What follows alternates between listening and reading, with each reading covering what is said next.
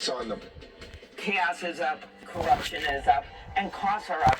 Just ask any mom today on Mother's Day when they're out trying to get a stroller. They're up like 25%. Let's get real here. Supply chain problems for small businesses. They've lost 300,000 jobs in small businesses in just the first few months of this president's presidency. A new reaction today to the Trump administration's threats to arrest members of Congress who were outside Knight's Detention Center in New Jersey on Friday when Newark Mayor Ras Baraka was arrested. The assault that we're witnessing right now is the Trump administration's assault on the Constitution and due process rights, and in this case, separation of powers and the ability of Congress to get the facts. This is the tools of, oppression and trying to intimidate is what the Trump administration is doing. And it is a very slippery road toward full authoritarianism. The fourth round of nuclear talks between the U.S. and Iran have concluded. This in the city of Muscat, Oman. A senior administration official tells NBC News today's talks lasted 3 hours. Iran's foreign minister says both sides agree that sanctions must be lifted. Also new today, the FAA is weighing reducing the volume of flights in and out of Newark Airport after hundreds of disruptions. Here's Transportation Secretary Sean Duffy.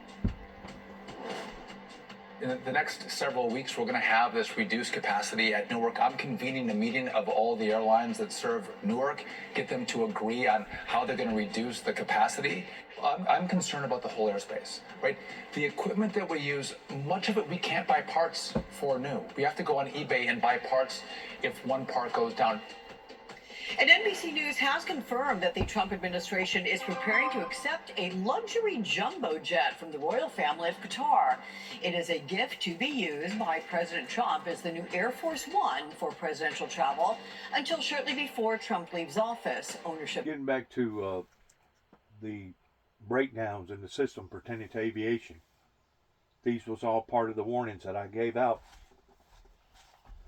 over here in Western Kentucky pertaining to electrical disturbances in 2007 that they didn't want to listen to. Matter of fact, they wanted to change the whole concept of misinterpreting what I was trying to say to the degree that they thought that I was going to actually create a bunch of electrical disturbances beginning with the Tennessee River and the Kentucky Dam.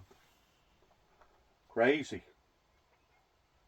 Plane will then be transferred to the Trump Presidential Library Foundation once Trump ends his second term. We have reporters and analysts in place ready to cover all these new and developing storylines, and we're going to begin the hour with NBC's Yamiche Alcindor, who's at the White House, of course, with more on that breaking news out of Geneva. Yamiche, so in this last hour, we heard from Treasury Secretary Scott Bessent as the trade talks wrapped up. What did he say, and will there be more talks anytime soon? Well, good afternoon, Alex. We did hear from both the Treasury Secretary, Scott Bessent, as well as the Trade Representative, Jamieson Greer, and they both said that these talks were productive, that there was a lot of progress made. They also hinted that a deal, some sort of trade agreement, had already been struck. I'm going to talk to you a little bit more about that, but first, take a listen to what the Treasury Secretary had to say. Good afternoon. I'm happy to report that we made substantial progress between the United States and China in the very important trade talks. First, I want to thank our Swiss host. The Swiss government has been very kind in providing us this wonderful venue, and I think that led to a great deal of the productivity we've seen. We will be giving details tomorrow,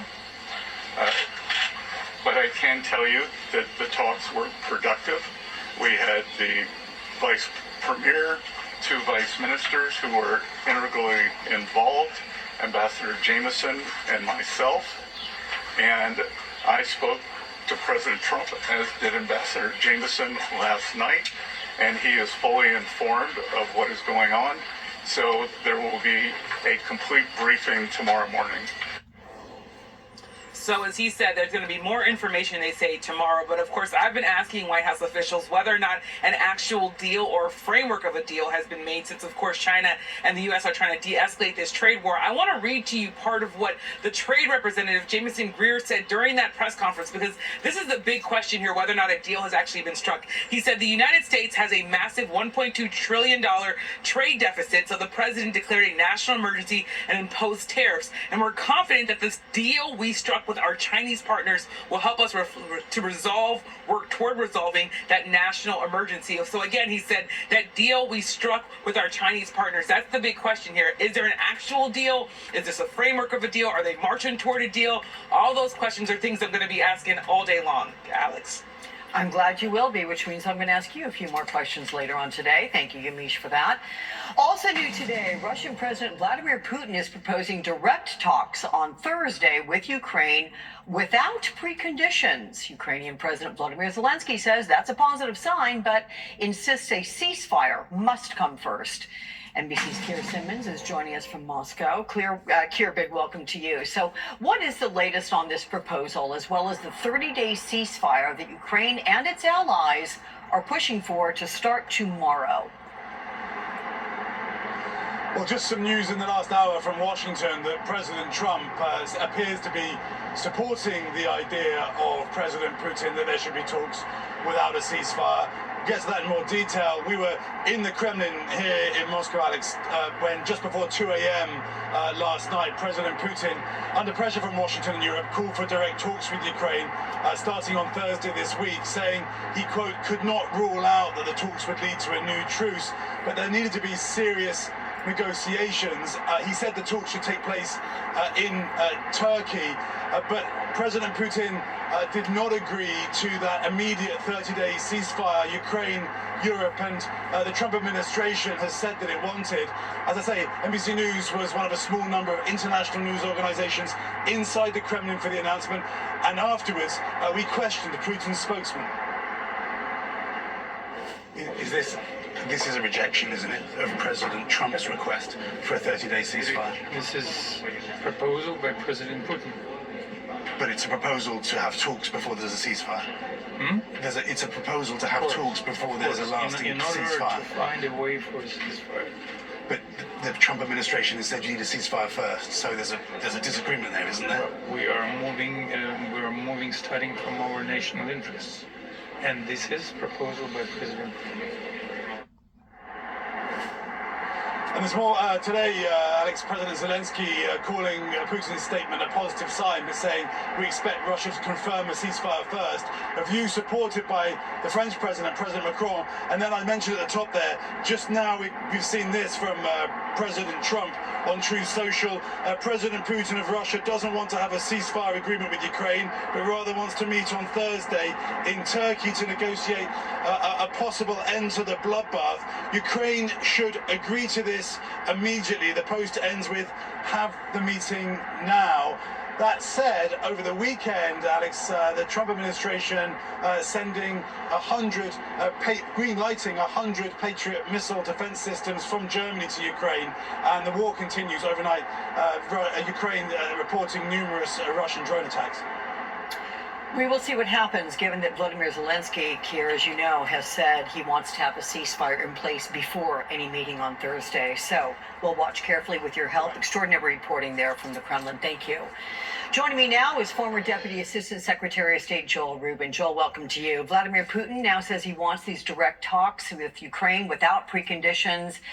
Should Putin be taken at his word about this? And if so, what might have brought him to this point? You're laughing, so expand on that. I apologize for laughing. And by the way, happy Mother's Day, Alex. And I really, really enjoy being with you. I'm laughing because I guess it should just be, what does Vladimir want today?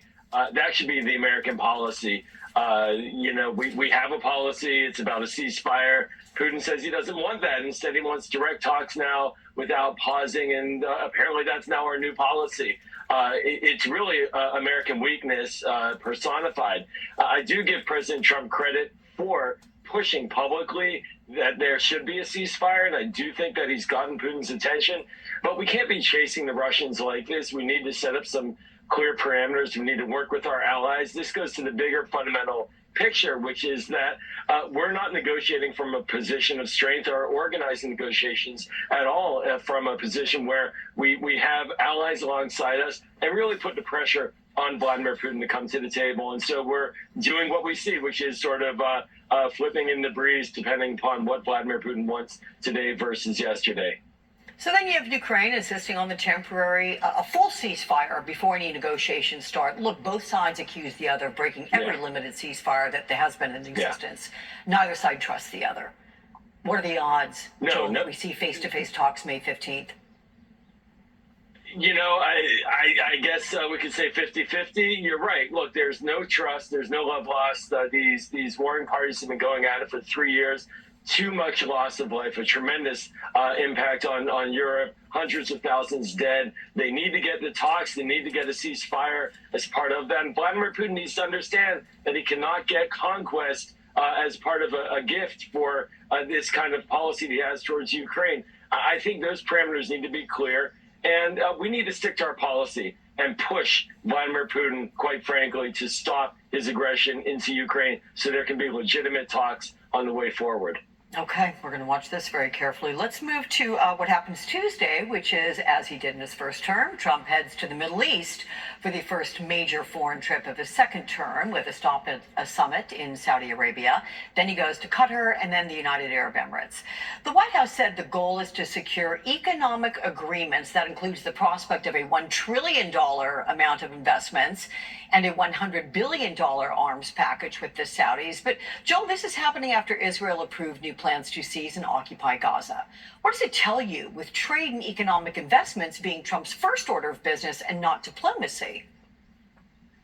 Yeah, you know, Alex, this goes back to what we were just discussing on Russia-Ukraine. It's sort of flailing in the breeze kind of policy. It seems like President Trump's just walked away from the Gaza issue when it comes to diplomacy and stopping that war and getting the Israeli and the American hostages out and bringing some kind of future towards Gaza that the Palestinian people believe in and that promotes Israeli security. And now there are big concerns that he may be cutting a deal with Saudi Arabia towards providing a civilian nuclear program or something of that variation without getting normalization between Israel and Saudi Arabia, which is a long-standing American strategic priority. And to walk away from that would be a major loss for the United States in bringing calm to the region. It, of course, would also show how unpopular and damaging this war between Israel and Hamas is for Israel's standing in the region. So a lot going on. He has a chance to bring people together, and instead he's not. He's just sort of going into the region and cutting deals for the United States rather than being a broader peacemaker. Hey, Joel, can I ask you quickly what you make of NBC News confirming that there's going to be a palace in the sky for Donald Trump? He's getting a luxury jumbo jet from the royal family of Qatar to be used as the new Air Force One. Apparently, it's an estimated $400 million. It could be the most valuable gift ever extended to the U.S. from a foreign government. Give me your sense of concerns, or is this A-okay with you? Yeah, Alex, I'm really glad you brought it up. It's a fascinating story. Look, you just said the key thing here, which is that it's a gift to the American people. It's not a gift to Donald Trump. And what concerns me is the idea that this would somehow go to a Trump entity after 2028. No, this is a gift to the President of the United States, and the President of the United States is an office that belongs to the American people. So great.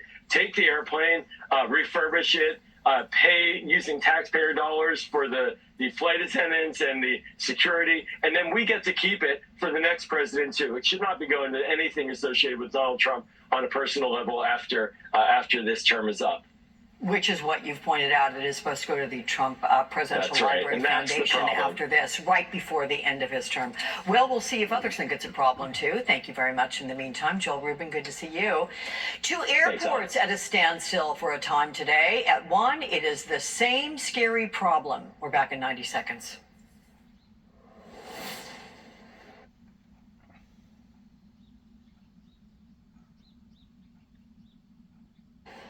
The system is old, right? This is a system that's a 25 at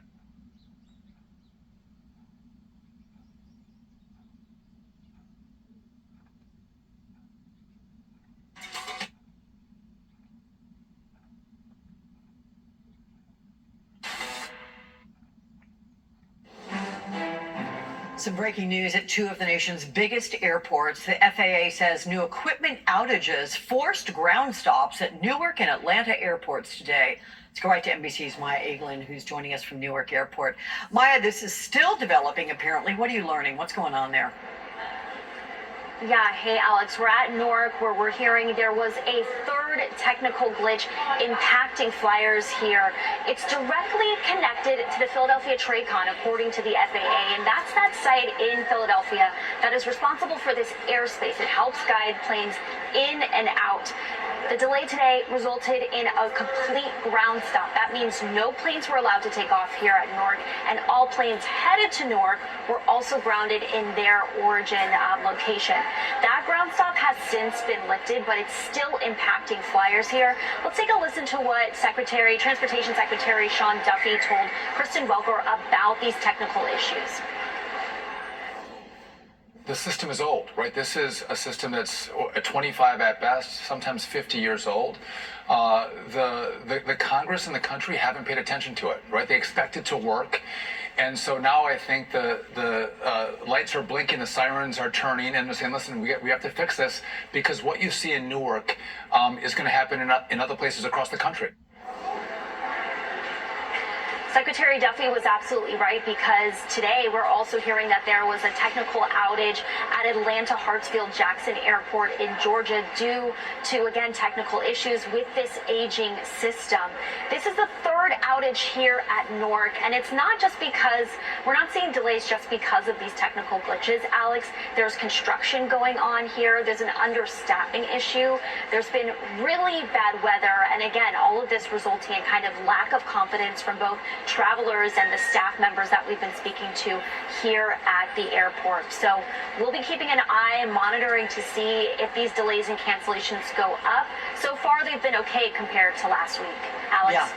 Look, all I know is Secretary Duffy has said he wants these tech glitches all fixed, upgraded, repaired, whatever it's going to take in the next 3 to 4 years. I think there are a few of us who fly a lot that like them fixed yesterday. Exactly. But it is what it is. Maya Eglin, thank you so much from Newark. At least one clear message sent by the new Pope today. Tens of thousands heard it in person.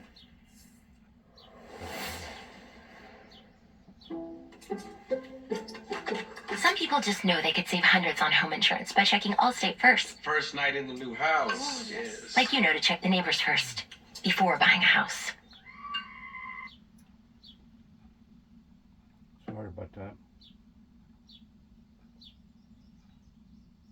Appeared on the same balcony in the central, at the center of the St. Peter's Basilica to deliver a prayer, actually to sing. He sang the prayer to the surprise of many, and to deliver a strong message. He made an appeal to world leaders saying no more wars. As you mentioned, he did talk about Ukraine. He said that he's hoping that the negotiations will reach an authentic, just and lasting peace. He also talked about Gaza. He called for a ceasefire, for the release of all hostages, but also for the reinstatement of aid to what he called were the exhausted civilian population. As he said, there were 100,000 people here in St. Peter's and the surrounding Vatican area. Among them, many Americans. Just take a listen to what some of them said about this morning. Take a listen. I expect that he is going to bring all people together. He's going to help all people. The people will turn to faith, and he will really put all people, migrants, everybody, number one. I hope that with the grace of God, he will be able to unite people from all over the world and make us all feel united as a church and one family, and bring representation for everybody.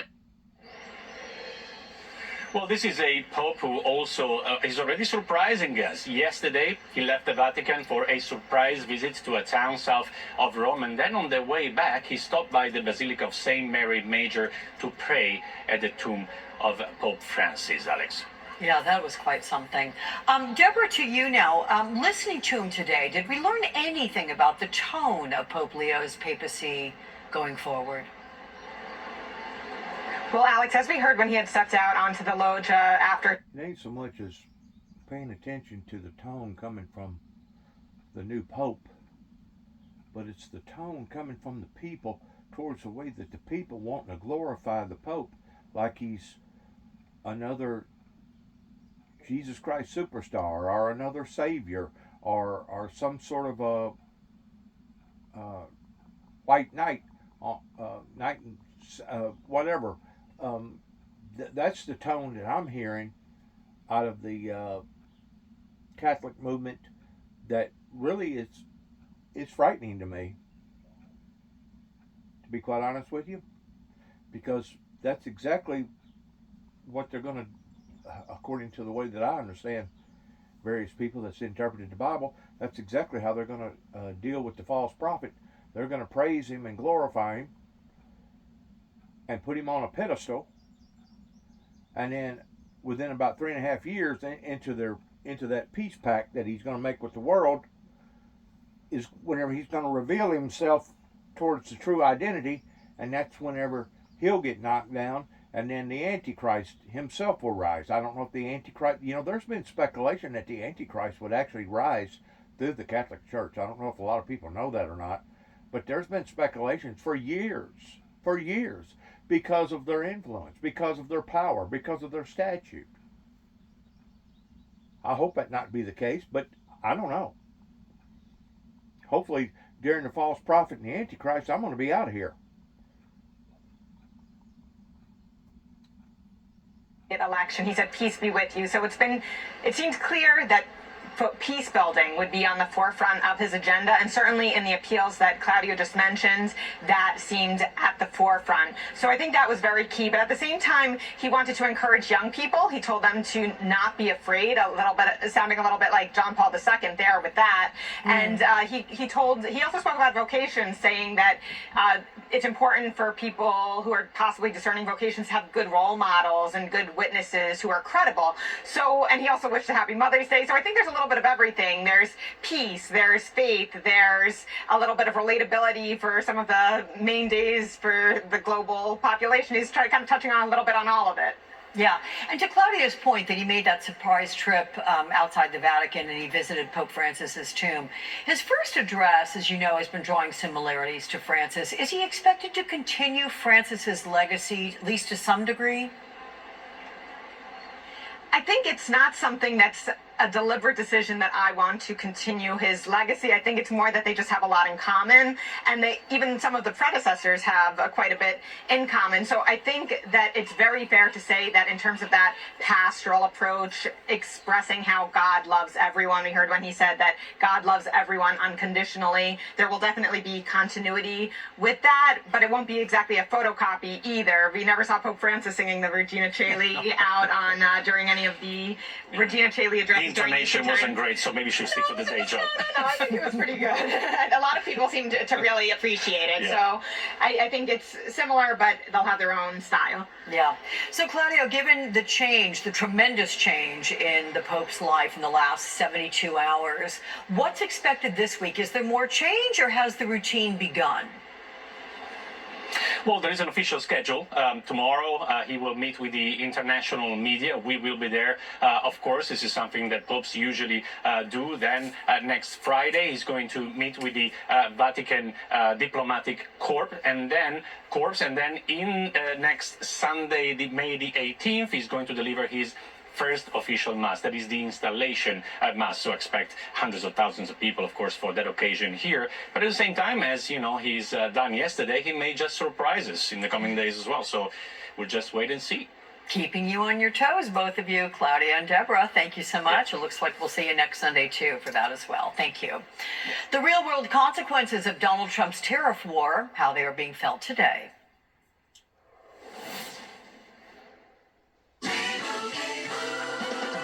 Doug. Okay, here's what you want to do. Save hundreds when Liberty Mutual customizes your car insurance. Are you a caddy? No, I'm a Doug, and that's a Limu. Okay, I'm gonna putt now. Okay, I'm gonna watch you putt. Oh! Nice birdie. Yes, he is a very nice bird. Oh no, Limu! The cards! Only pay for what you need. Liberty, liberty, liberty, liberty. Hi. Chocolate fundraiser.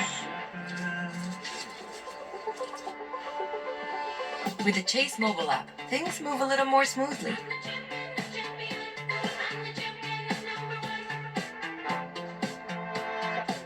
Deposit checks easily and send money quickly. That's convenience from Chase. Make more of what's yours. Why'd I go to the doctor? I remember being so lightheaded I could barely stand. Good thing my crew nudged me to get checked. Turns out I have AFib, which increases the risk of stroke about 5 times. My heart would race just taking my son to practice. Symptoms like irregular heartbeat, heart racing, chest pain, shortness of breath, fatigue, or lightheadedness can come and go. But if it's AFib, the risk of stroke remains. If you notice one or more of these symptoms, contact a doctor. I'm so glad I did. This is no time to wait. When you pick up a new prescription at the pharmacy, you don't know what it's going to cost. That's why I always recommend you check SingleCare before you get to the counter. Before I pick up my prescription, I always check SingleCare. It's quick, easy, and totally free to use. It helps me get a better price on my meds. At pharmacies nationwide, SingleCare is saving millions of Americans money on their prescriptions each day. I found a cheaper price with SingleCare. Yes, you did. See? Give it a try. Go to singlecare.com or download the free app and start saving today.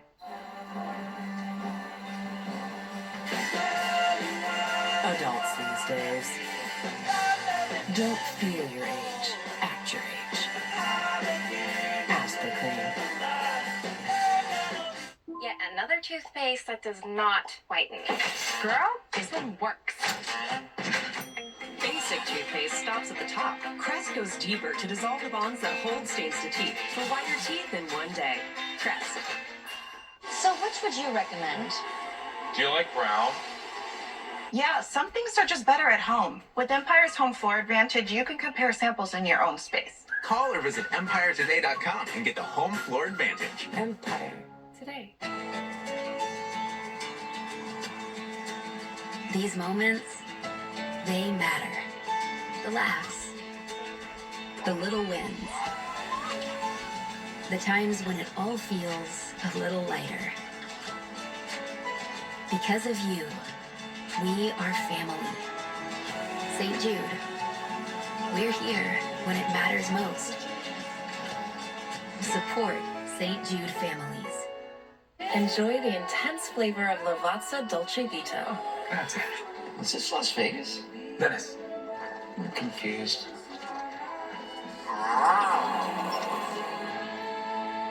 That is good. Hi, Phil Swift here for Flex Seal, the easy way to stop leaks fast. Flex Seal sprays out as a thick liquid, and when it dries, it turns to a flexible rubber coating. In 2011, we did this. We replaced the bottom of this boat with a screen door and covered it in Flex Seal. Not only does it stay afloat, but the inside is completely dry. With millions of cans sold, people trust Flex Seal. Get Flex Seal, now with a great new look. Bubbly Cleaning just cleaned my entire house for $19. Seriously, $19. They showed up right on time and did my dishes, my laundry, they even cleaned my windows. You just pick a date, pick a cleaner, and enjoy a spotless house for $19. I love using Bubbly Cleaning, and I think you will too. I can feel the winds of change.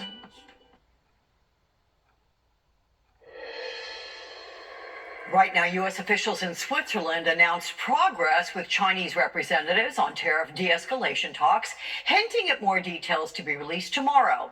It is welcome news as American dock workers and truckers are feeling the effects of slower cargo deliveries. This at ports across this country. U.S. Commerce Secretary Howard Lutnick addressing the worries some face about job losses. I'd say to those American workers, Scott Bessent is in Geneva right now talking to his counterparties in China, right? Remember, this is just a China problem right now, right? We have 145% tariff. They have 125% tariff. Those tariffs are too high to do business. But that's why they're talking right now.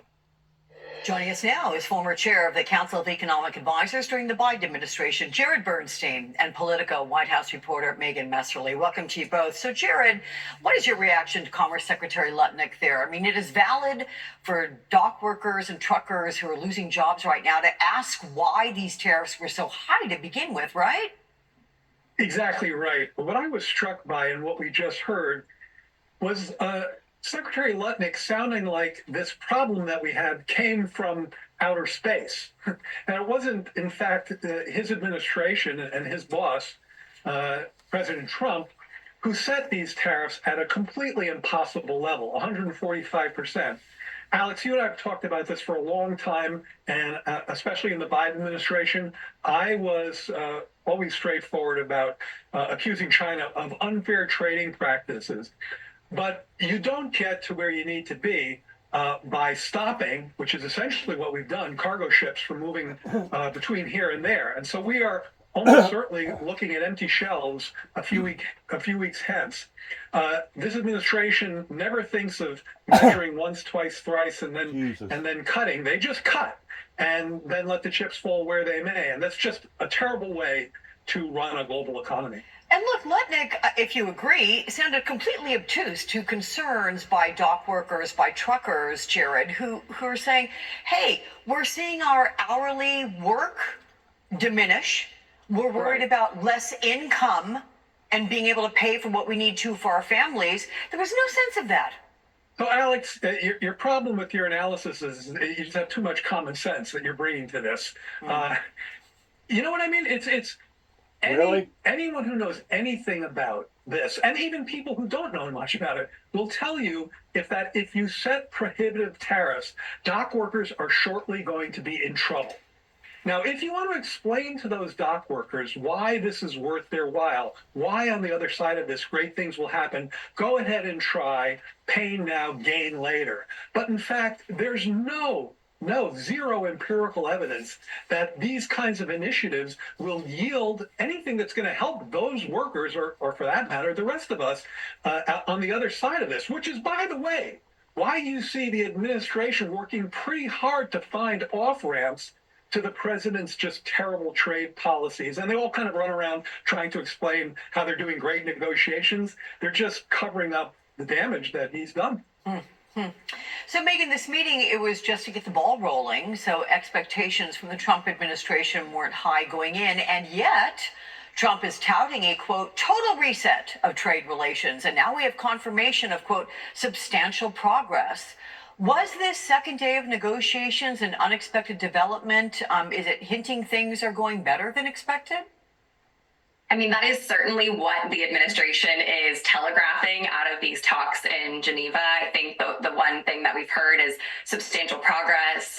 U.S. Trade Representative Jameson Greer, in the statement he put out, even referred to the words, a deal of some sort. Of course, we don't know exactly what that means. It's unlikely to be sort of a full-fledged trade deal, or even the kind of frameworks that we've seen be in talks in other countries, like the one we just saw come out of the United Kingdom last week. So I think there's still a lot of questions about what exactly the details of this are. Now, we've heard that there will be a briefing tomorrow, so we will get more of these details. And of course, some of the details may start to trickle out ahead of that. I think the big question is going to be, was this just a reestablishing of relationships, which was sort of the baseline goal going into the meeting, just an easing of tensions and opening the door for future negotiations? Or did we actually see some real movement here? The president, posted on Truth Social before this Geneva meeting, said, 80% tariff sounds good to me, but I'll leave it up to Secretary Bessent. But I think to the point that you all have been discussing, 80% is still prohibitively high. So that would honestly be more of sort of a cosmetic change, sort of signaling an easing of tensions more than anything with any practical effect. So lots of details to be figured out. Yeah, absolutely. And in terms of, I'm going to pick up on that with you, Jared, and you said off-ramp, this 80% that Donald Trump threw out there. Experts are saying it's not going to make very much of a difference. So where is the Goldilocks zone, if you will? What rate could be enough to create the effect that Trump wants, but not leave store shelves empty? The Goldilocks zone is supposed to be in the upper atmosphere by the Milky Way. there is no Goldilocks zone down here on the planet right now with all the chaos going on shortly after COVID, whenever the OPEC raised all the prices and put everybody in the hole towards people pumping their money down their gas tanks. There is no Goldilocks zone right now, especially whenever you're seeing the forces of nature lash out on the world the way that it is right now, pretending to Satan coming down in great wrath and all the wars breaking out. There was a war. I didn't even know that there was a war going on somewhere over there in India or by India or somewhere over there. I've never seen so much commotions going on all over the world. It's just the opposite of peace and utopia. Ever since the Reagans and the Bushes decided that they was going to do a cover-up in basically trying to sweep the messenger away, because obviously they didn't agree with the message at that time in going to war with Desert Storm and Desert Shield. But ever since that has occurred, my friends, we have gone in the opposite direction towards peace, even right here in America, with all the gun violence and all the divorces and all the homicides and the suicides and all the other stuff. You don't have to be a very intelligent person to understand this. So there is no Goldilocks zone down here on planet Earth. Not as of today, not as of right now. Good luck in finding a Goldilocks zone. There's no sweeping tariff that answers that question. That is, there's no tariff on the north of $400 billion of imports from China that is appropriate for every one of those imports. The problem that the administration faces is that they never did what you have to do in this space. Roll up your sleeves, go product by product, figure out where unfair trade is taking place, and tariff that product. That's what tariffs have historically been used for, and when you do it that way, it can work. But when you're talking about, Megan is 100% right. When you're talking about 145 or 80 or 70 or 60, none of those are off-ramps. 34% is probably not an off-ramp. So look, if you want to have a baseline tariff of something in the 10% neighborhood for some of the goods that are identified as being unfairly traded, or higher than that, we went a lot higher than that on things like electric vehicles and critical minerals, because those were areas where China was flooding our market unjustly. So if you want to roll up your sleeve. And that's another thing. How can America go from one extreme to another just because of changing of the guard pertaining to going from a Democrat president to back to a Republican president? It's just like the Bible predicts over in the book of Daniel, the last part of Daniel, for they will be as swaying drunkards, swaying back and forth, not knowing to and from towards where they're going. One minute we're on fire towards recognizing global warming, and the next minute we're wanting to shove it down the back pipeline towards going and being gun-ho towards drill, baby, drill, baby, drill, drill, drill. I've never seen the world this unstable before. Never. Which, once more, is in the opposite direction towards love, peace, mercy, grace, the things that the King James Version Bible teaches. The more they talk about peace, the more seemingly that they go in the opposite direction of.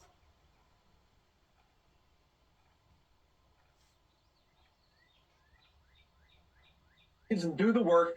Be my guest, case by case, product by product. The approach that they're taking won't work. Okay, you're suggesting a surgical approach is what's needed. So, Megan, correct. How much has President Trump been in touch with Treasury Secretary Scott Bessent this weekend? Do we know if Trump gave input on negotiations, or is he more hands-off, and does he trust Bessent's judgment on this? I think it's really been a combination of the two. I mean, we know that going into this meeting, the president essentially gave Secretary Bessent his proxy here.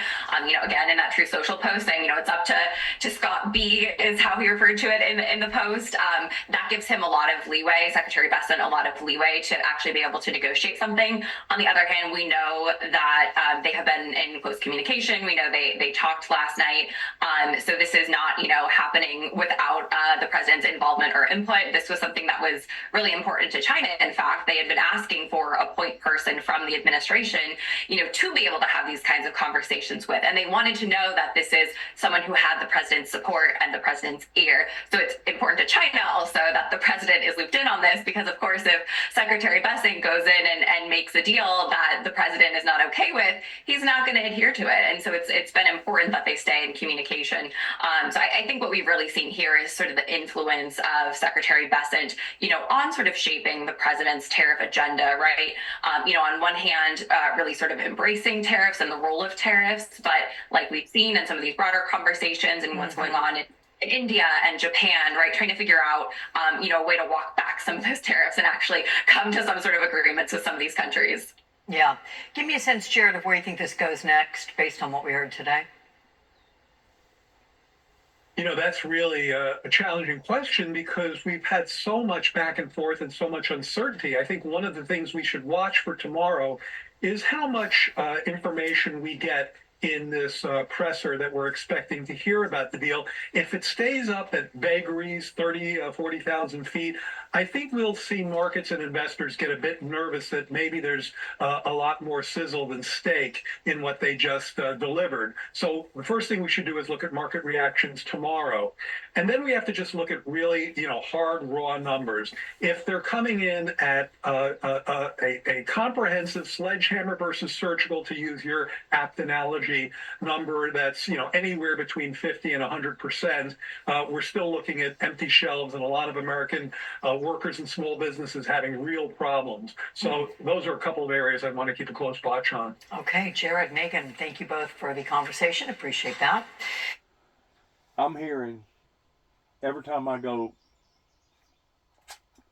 to the grocery store in Walmart how high the various prices are today in comparison to what they was even during COVID. Even during COVID, they wasn't this high. I mean, we went through a couple of shakes during COVID pertaining to the toilet paper shortages and this and that and the masks, people getting into fights up in 40,000 feet above the sky because people wasn't wearing masks and people disrespecting one another. We went through some pretty intense moments, especially whenever the president was talking about maybe getting people to drink bleach or Clorox to help to cure the disease of COVID. We went through some pretty rough hiccups there. In exchange for losing over 1 million people. I myself lost some good friends because of COVID that are no longer with us.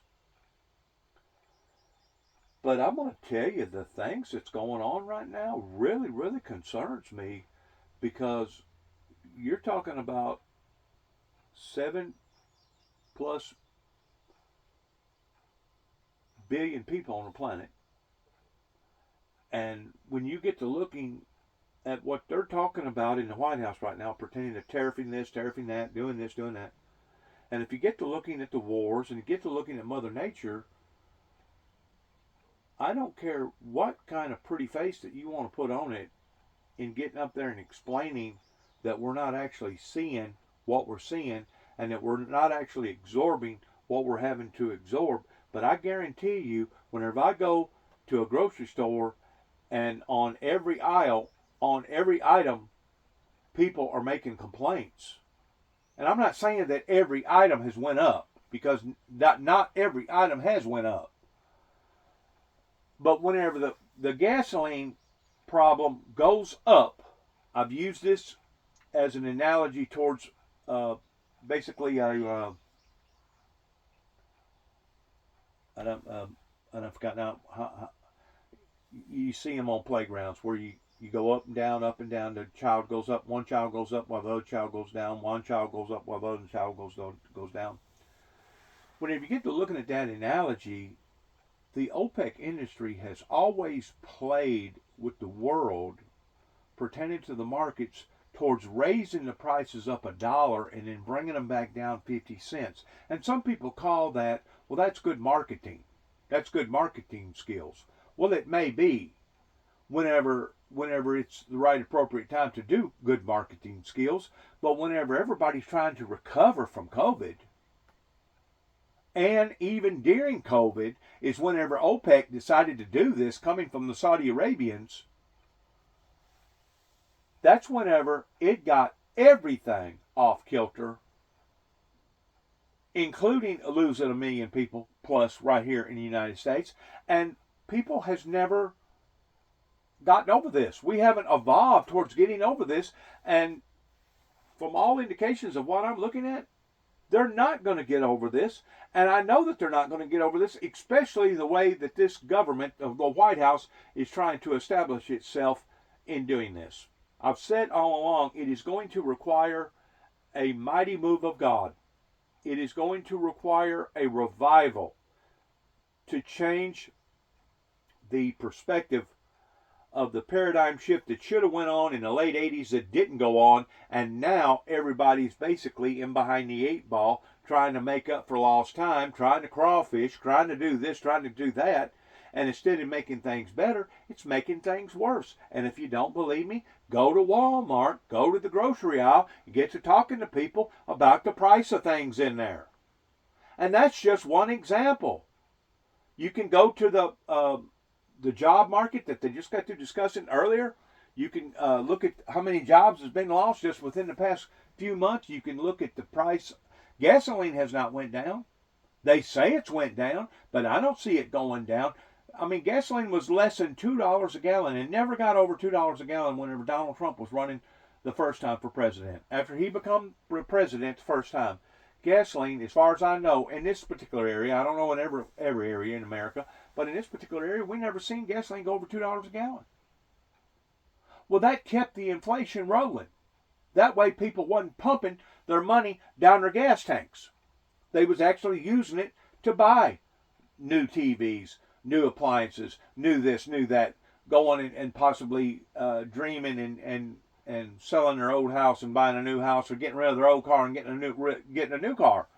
The things that OPEC has done, I continue to keep saying, and I'll continue to keep saying, the majority of the people need to go to jail for what that they done towards basically hijacking the world during the time of COVID.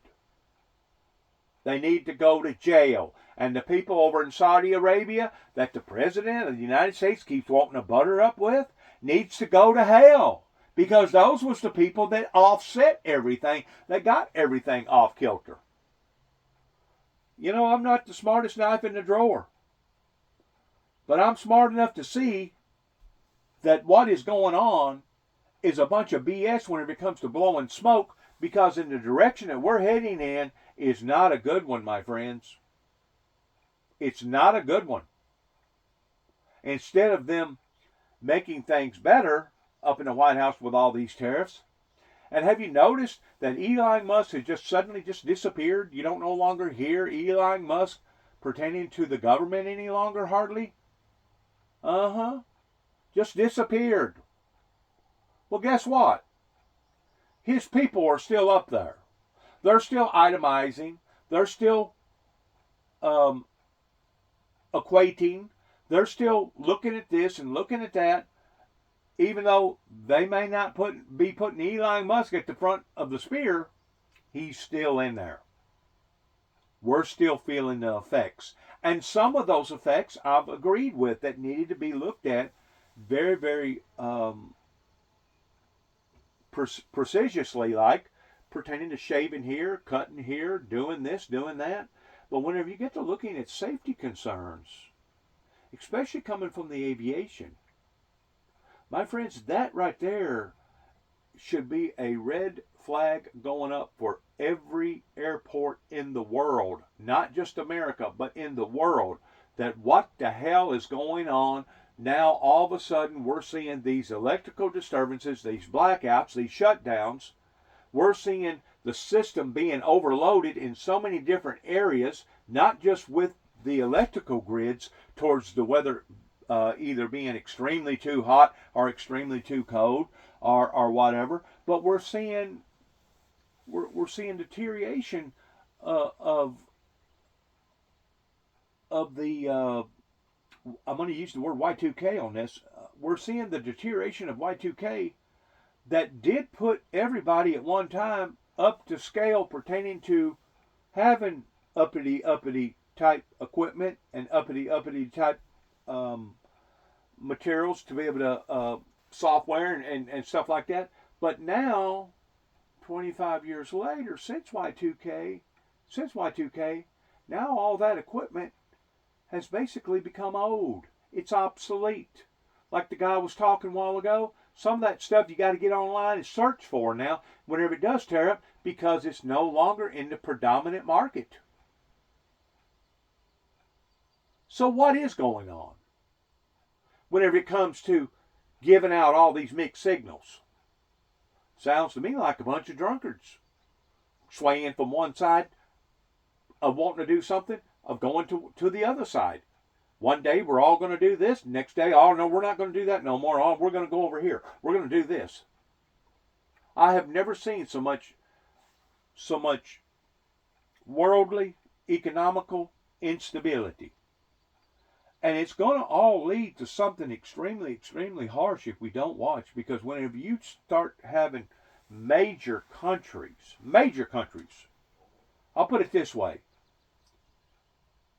If the American people, if Europe, if China, if some of these other superpowers was going through even half as much trouble as what the people over in the Middle East right now pertaining to seeing famine, starvation, etc., happening right in front of our very eyes, that in and of itself would have created an environment of war.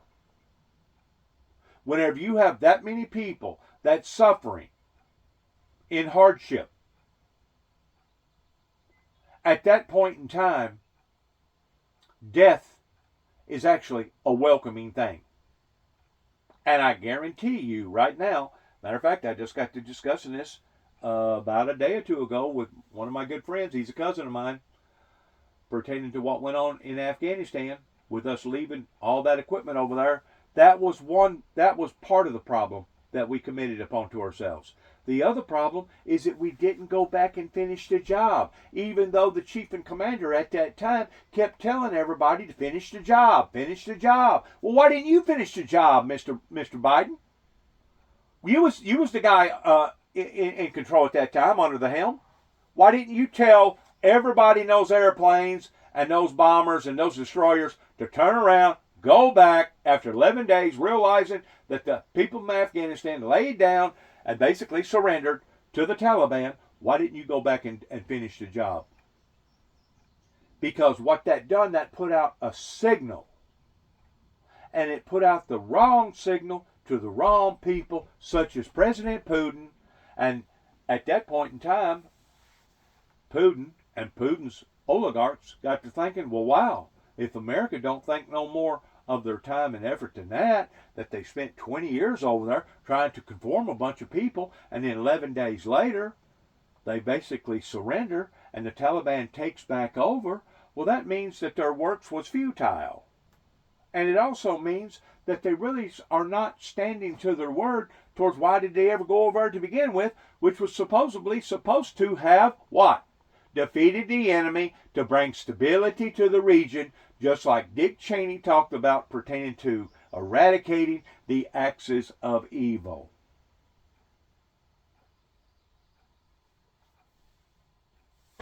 I've never seen this country makes so many mistakes again and again and again, one on top of the other. And as far as I'm concerned, the approach right now in wanting to stir up all this trouble with all these different countries is just going to add insult to misery whenever it comes to them themselves.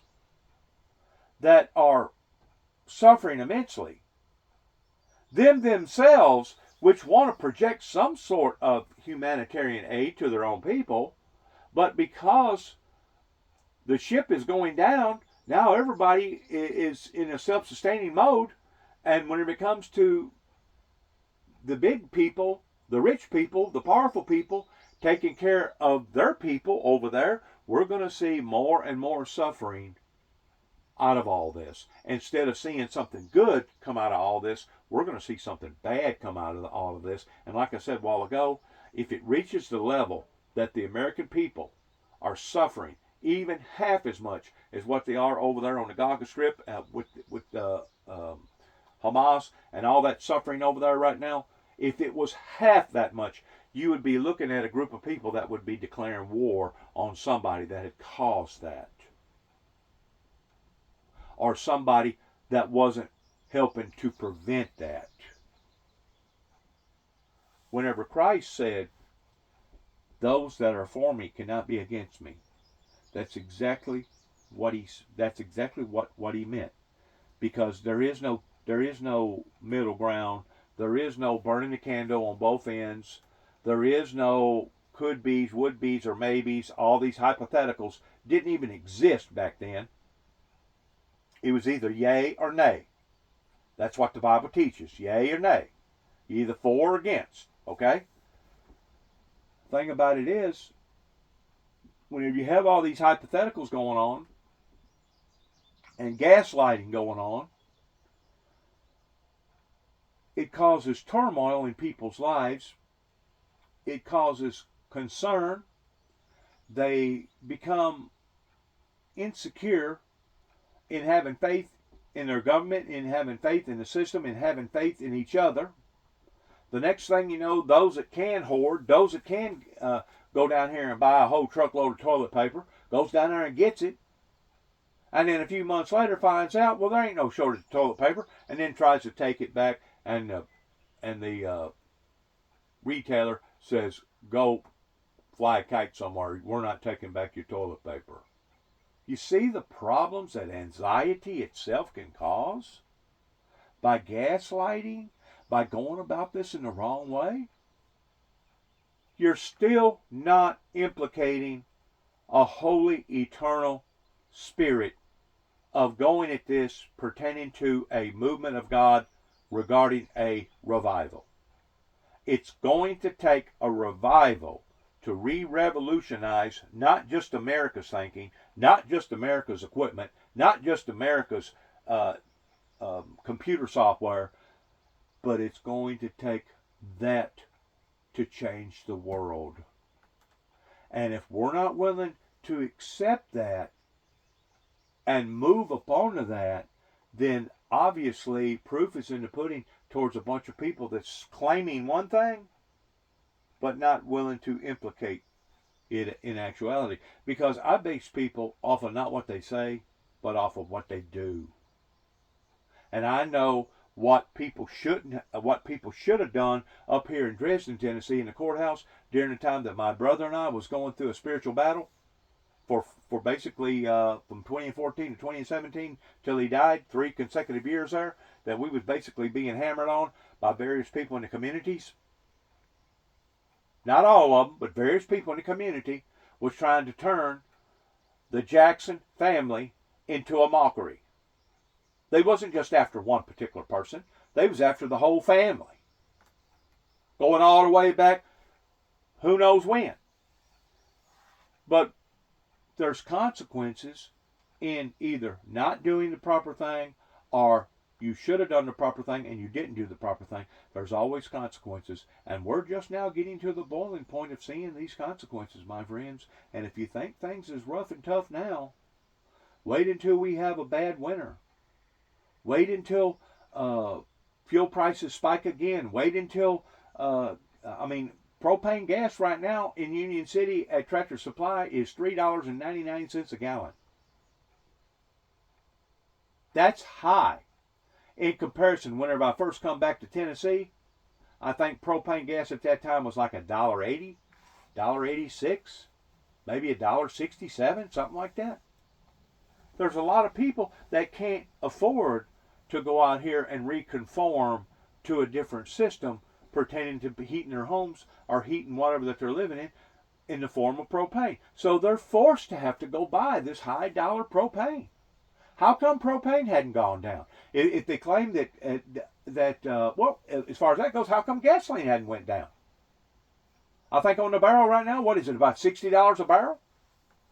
But yet now we're still seeing the pumps right at $3 a gallon.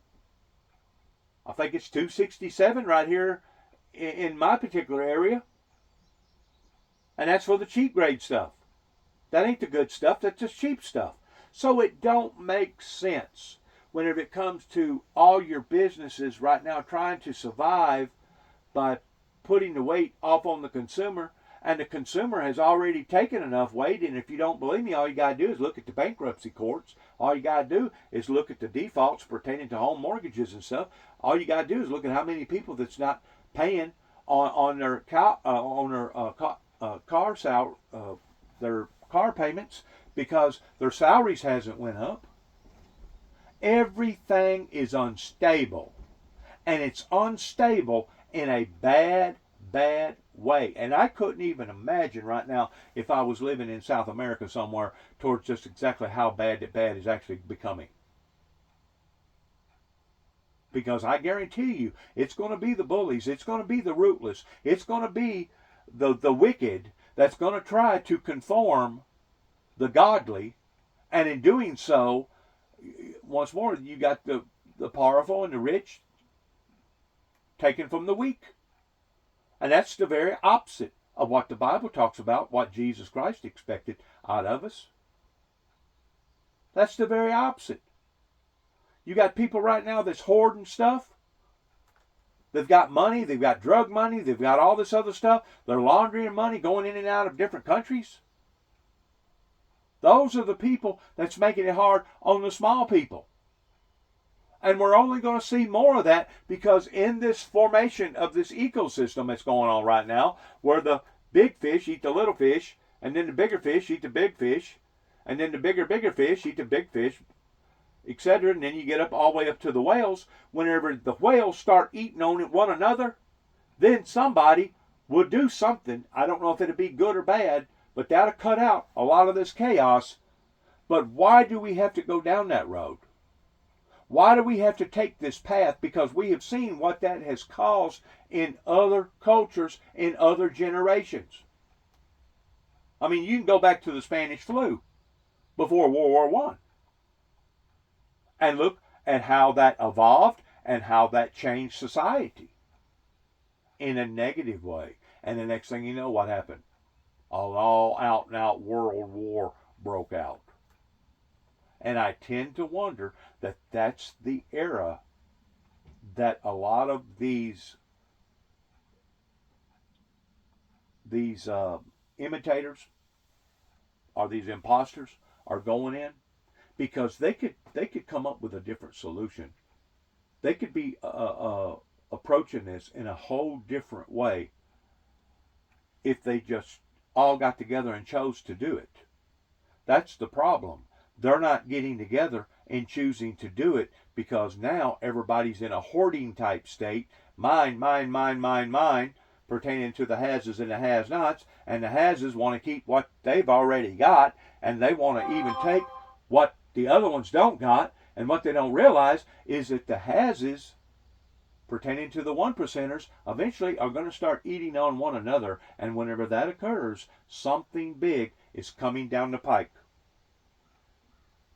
Something humongously big is coming down the pike, because we can see the patterns that happened before World War I. We can see the patterns that happened before World War II, and we're basically going down the same alley, the same path.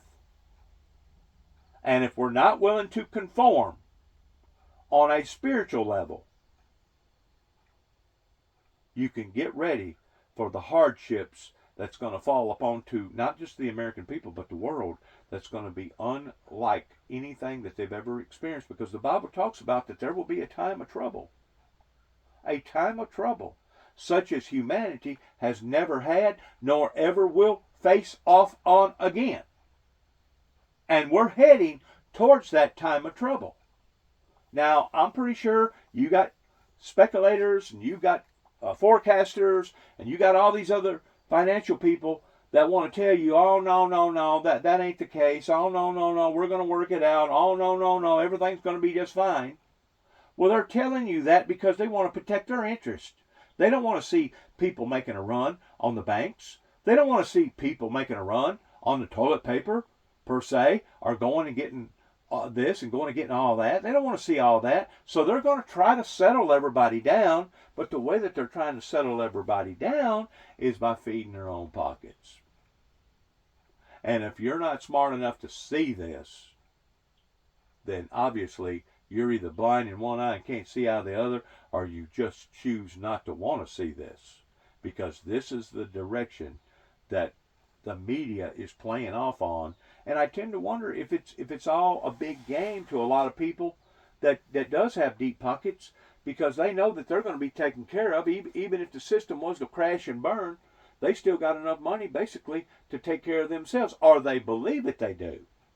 They're convinced that they do, because they do have higher salaries. They were smart enough that they did put back a lot of money or whatever. But I guarantee you, whenever the system finally does break, just like a rubber band pulling it till it finally breaks, or a gallon of milk spoiling, it's going to affect their pocketbooks just like it's going to affect the little man's pocketbooks. That's one of the things that I have really taken a great deal of notice in every catastrophe. It didn't matter if it was a flood, it didn't matter if it was a fire, it didn't matter if it's a hurricane, it didn't matter if it's a tornado, it didn't matter what it was. It affected everybody in that region. The richest of the rich was standing on soup lines down in Christian, Mississippi, wanting to get a free meal off of Katrina kitchen down there, just like the poor people was. So don't think for 1 second, just because what you have today is going to be your security line that's going to keep you going tomorrow, because it may not be there. I guarantee you, whenever certain catastrophes hit, just like up in western North Carolina or eastern Tennessee, there was a lot of people that they was set. They was absolutely set. They had made their money. I don't know how they made their money. Probably some of it made it probably bogusly or illegally. But then again, some of them may have played the markets and they may have come out on top that way. But they was set, or they thought that they was set, until one day it began to rain. And one storm declared onto another storm, declared up onto another storm, and then you had levees start to break, you had dams starting to break, and you had whole mountainsides being washed completely away. I guarantee you there was just as many people in Hawaii before the fires hit that was set, or just as many people out in LA County, before the fires hit, that was set. They believed that they was set. They believed that they had a comfort zone and they was invincible and wasn't nothing going to be able to affect their lives in any form or fashion. But then all of a sudden, what happened? That biscuit got jerked out from underneath them, or that rug got jerked out from underneath them, and that biscuit got jerked out of their mouths, and the next thing you know, they become just as crippling, hoping that somebody would have a little bit of decency in helping them, the same as the poorest of the poor. Now, friends, like I told you a while ago, I'm not the sharpest knife in the drawer, and I know that I'm not. But I'm not the dullest. And whenever I see these patterns erupting, and I study history towards what happened before this event happened, what happened before this event happened, what happened before. If you study what Christ was talking about, pertaining to every rock would be turned over and basically everything would be destroyed, you can look. I think it was probably within about 100 years after Christ died and resurrected and went to heaven, his prophecy come true in Jerusalem towards them going through absolutely teetotal hell. Just exactly what Christ said that was going to happen to them. That could have been avoided. That could have been prevented. And that's where we're at now towards, I guess, a sincere person in behind the camera right now that's talking that keeps wanting to prevent from things like this occurring, because I got a son that's in his prime right now towards making money. I've got a granddaughter, soon to be 2 years old. I don't want to see her have to go through this type of harshness. I think any good parent that's a parent at all, doesn't matter if they're male or female, they don't want their children to have to go through hard things or harder things than what they had to go through. They want to see them prosper and grow and excel. Well, how are you going to do that whenever the world's in constant turmoil? You're not. And instead of us walking away from the fire right now, I feel like that we're walking towards the fire because of the wrong approaches. Because the right people isn't sitting down and discussing the things that need to be discussed in the proper form. This conversation on Mother's Day in the year 2025 didn't cost you nothing. Right now. Right now, those that listen to this or hear this or watch this, didn't cost them a thing. But I guarantee you, the cost is coming around the corner if you don't listen. It's just like the wind on a storm. You can't see the wind. The wind's basically invisible. But I guarantee you, after that wind gets through doing what it's doing, pretending that storm, you can see the effects of the storm. You can see the effects of the wind. And I'm trying to tell you ahead of time that the wind is coming. The wind is coming, and nobody's wanting to listen. Or if they are, I don't see no movement coming at 291 Thompson Road, Sharon, Tennessee, zip code 38255. Let me say that. I don't see people getting in behind the founder of the Windmill Ministries. Proof is in the pudding. They're saying one thing, white man speaketh with forked tongue. But in another sense, they're doing just the opposite. I'm sick of it. I'm sick of it, and I know the children growing up today, pertaining to the youth, pertaining to those that's in the category of my son, basically in his mid-40s, those in their 30s, those in their 20s, those in their teens, they can see this stuff. They're not stupid. Even though you're trying to brainwash them, even though you're trying to indoctrinate them, they're not stupid. They can keep up with dates. They can put the dots together too. But yet, no, I'm not seeing a movement out of that bunch.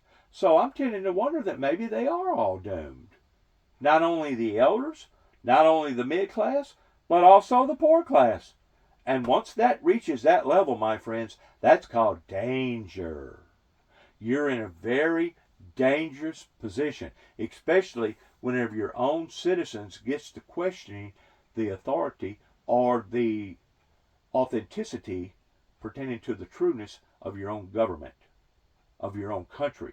And once you have caught your government officials lying in incidences like what went on during not only 9/11, pertaining to that being masterminded by the Saudis over there, but also what went on with, places like Mount Carmel, Waco, Texas, and the people that was lied to in the Oklahoma bombing, and not having all the truth versus only bits and pieces of the truth. Whenever you have enough of that that's hitting the public, the citizens, you lose interest and trust.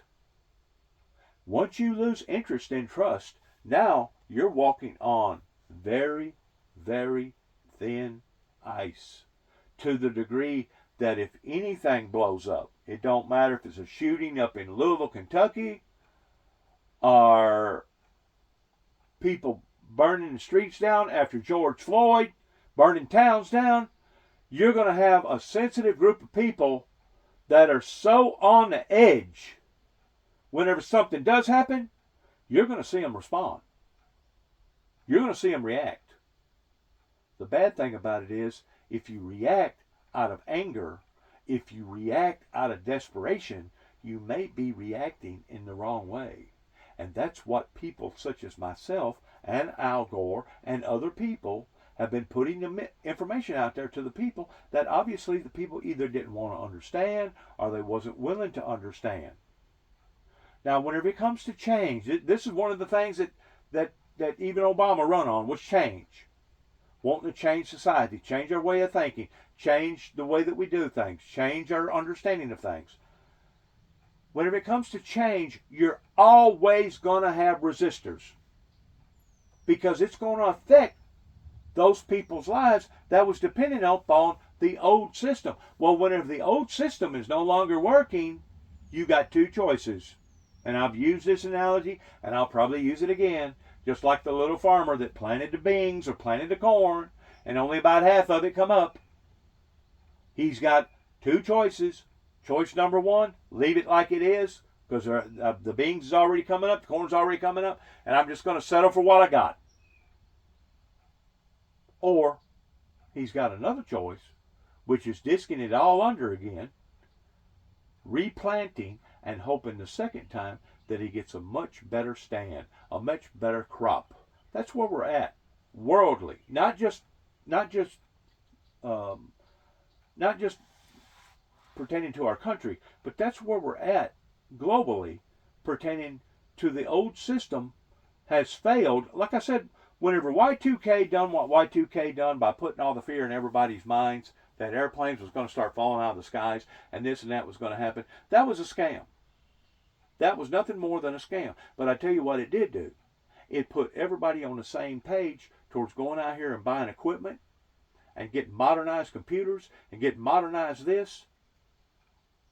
And everybody started functioning basically on a global, international type system.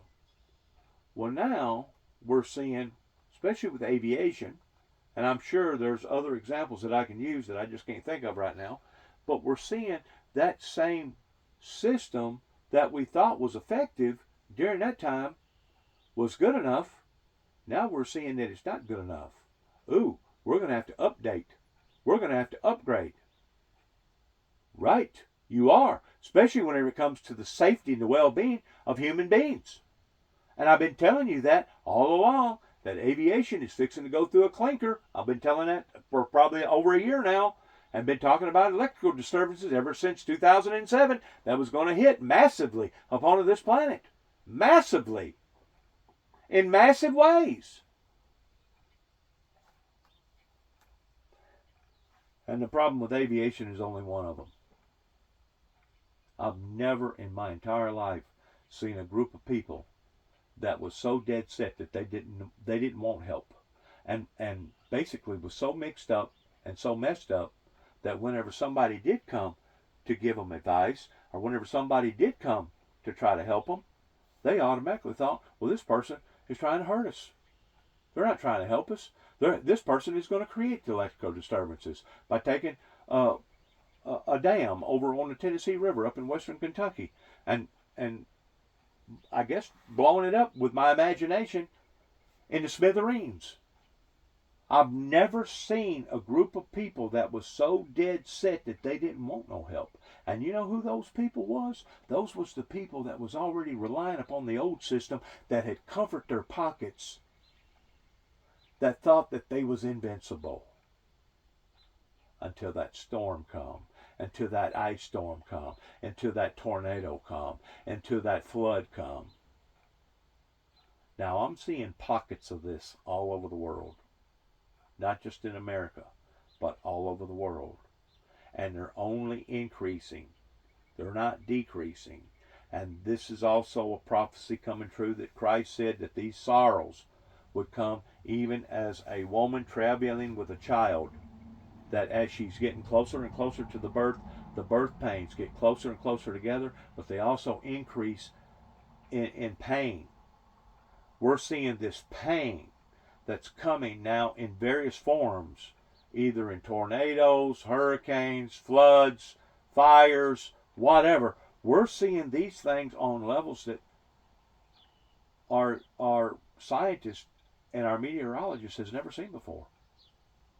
They're amazed that the Mississippi River can be running, overflowing with so much water capacity that they're basically having to bail out people out of low-lying areas, and less than 6 weeks later, It's drier than a bone to the point that now you can walk in places on the Mississippi, the bottom part of the Mississippi floor that you ain't never walked on before. We're seeing these extremes, my friends, go from one side to the other, and I still look at the heavens as the heavens looking at us through a mirror. And as society becomes more unstable in what we're doing down here, especially to one another, especially to Mother Earth, especially to the Creator pertaining to God, we're seeing the instability mimic us up in the heavens towards the forces of nature coming down, just like the Bible talks about that in this period of time Satan will come down in great wrath because he knoweth his time is short. We're going to have to put on our big boot, our boot, and pull up our big straps and really look at this on another level if we're going to get through this. And if not, we're fixing to see that era that the Bible talks about, for it will be a time of trouble such as humanity has never ever seen before. We're fixing to see that on a big level that will affect the masses all over the planet. And I still blame the majority of it on OPEC. The other part I blame is pertaining to aviation that should have caught the problems going on over in China, pertaining to our research centers, pertaining to the dialogue of our scientists, that somebody should have put the brakes on that incident way before they ever put the brakes on the incident in spreading COVID all over the planet. And to think that we got a president right now that's basically dismembering those same agencies, well, all you're doing is cutting off your own nose to spite your face. Because whenever you're now getting rid of the people that's supposed to be on check of all those things, that's supposed to be protecting us, pertaining to services that the American people or the world is paying for, and now you're going to disable those services? What do you think you're going to do whenever the next COVID, whenever the next pandemic hits? You think the last pandemic was bad? Wait until the next one comes around the corner. That once more the Bible predicts that will occur in the last days.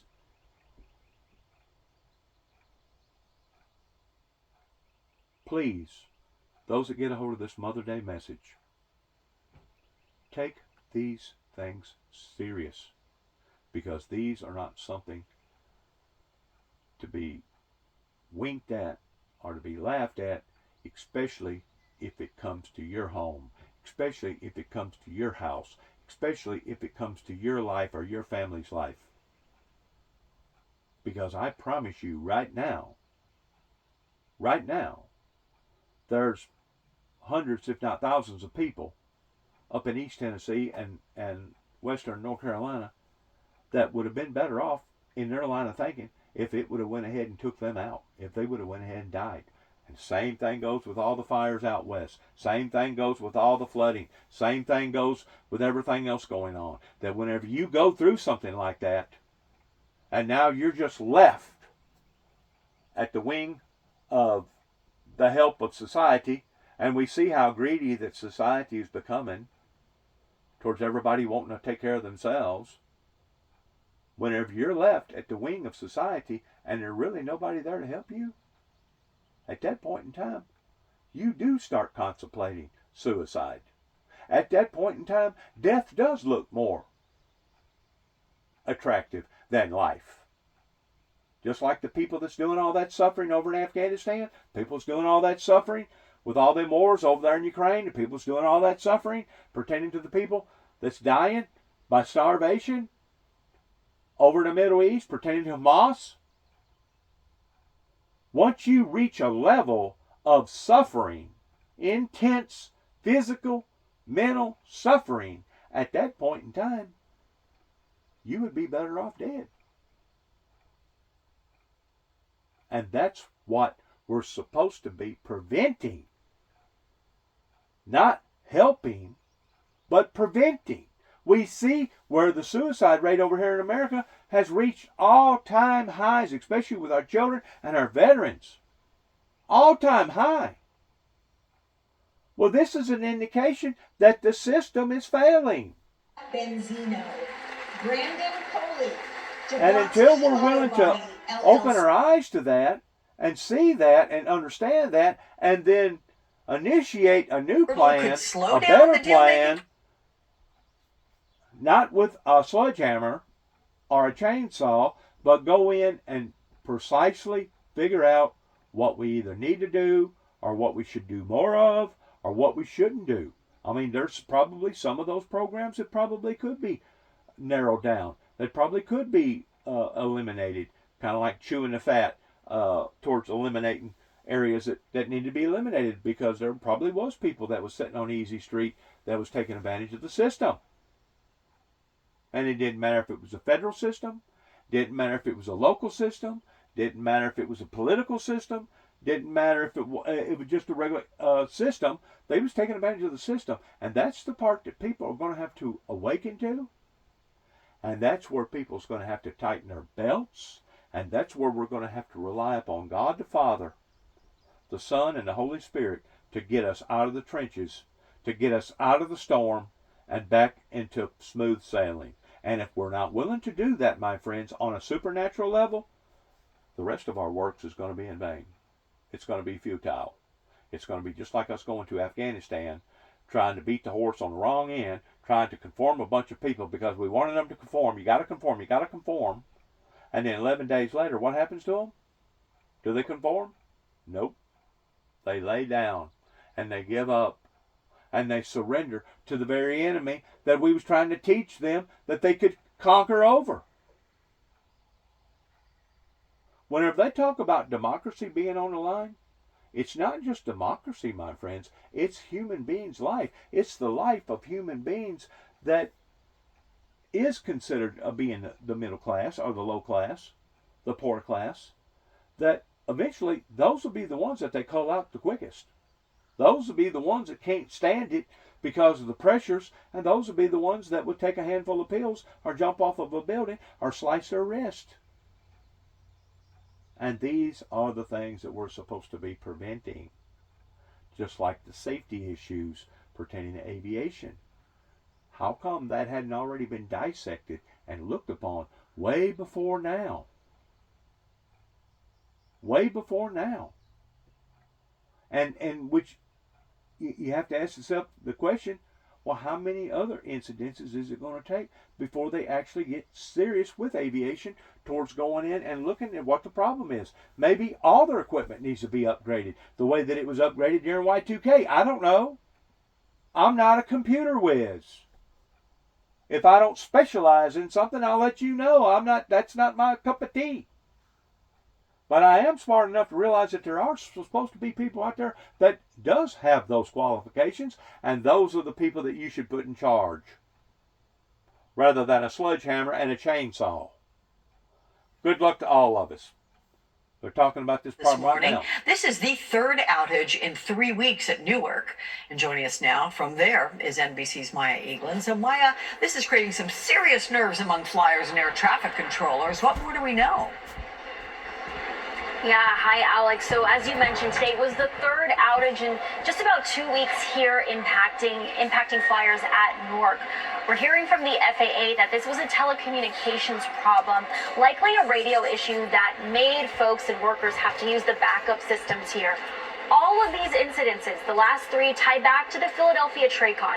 That's an air trafficking center in Pennsylvania that's responsible for the airspace over Newark International Airport. They help planes land, they help planes take off, and the incident today resulted in a ground stop, meaning that no flights were allowed to take off. Any flights coming into Newark were also completely grounded. And I want to play a little bit of what Transportation Secretary Sean Duffy told our Kristen Welker on Meet the Press about all of these technical issues that have been going on for the last few days here. Take a listen. the system is old, right? This is a system that's 25 at best, sometimes 50 years old. The Congress and the country haven't paid attention to it, right? They expect it to work. And so now I think the lights are blinking, the sirens are turning, and they're saying, listen, we have to fix this, because what you see in Newark is going to happen in other places across the country. Period. End of sentence. God bless America, God bless our troops, and God bless our endeavors towards which way we go from this moment on. Heaven help us all. Heaven help us all. And good luck to us all. Shalom. I'm glad that come in the way that it did towards that being recorded twice on this particular video link. God bless. Happy Mother's Day.